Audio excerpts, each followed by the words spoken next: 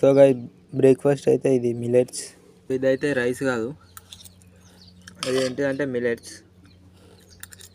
ఇవే నువ్వు తింటున్నా అంటే రైస్ గురించి ఒక డార్క్ రియాలిటీ తెలుసుకున్నా. రైస్ అనేది ఏంటంటే అది జస్ట్ ఒక బిజినెస్ స్ట్రాటజీ గురించి బిల్లు చేసుకున్నారు వాళ్ళు. అట్లా బిల్లు చేసుకొని కొన్ని ఇయర్స్ నుంచి దాన్ని తీసుకొని వస్తున్నారు. కానీ అంతకుముందు ఏం లేనప్పుడు చాలా కొన్ని వందల సంవత్సరాల క్రితం ఇవి తిని బతికిండ్రు పీపుల్ అనేవాళ్ళు. మళ్ళీ ఇవి తిన్నోళ్ళు కూడా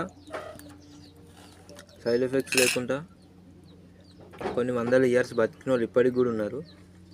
సో రైస్ అనేది ఏం చేస్తుంది అంటే జస్ట్ అది ఆకలి కాకుండా ఉంటుంది. మళ్ళీ బ్లడ్ అనేది ఉంటుంది కదా, బ్లడ్ని చిక్కగా చేస్తుంది. అందులో ఏదో గ్లూకోజ్ ఏదో రిలీజ్ చేసి బ్లడ్ని చిక్కగా చేస్తుంది. సో ఇది అట్లా కాదు, ఇది బ్లడ్ చిక్కగా కానీ అది మిలెట్స్ అనేది. సో అందుకే నేను కూడా మొన్నటి నుంచి ఇది తినడం ప్రిఫర్ చేస్తున్నాను. మీరు కూడా ఇది తినండి.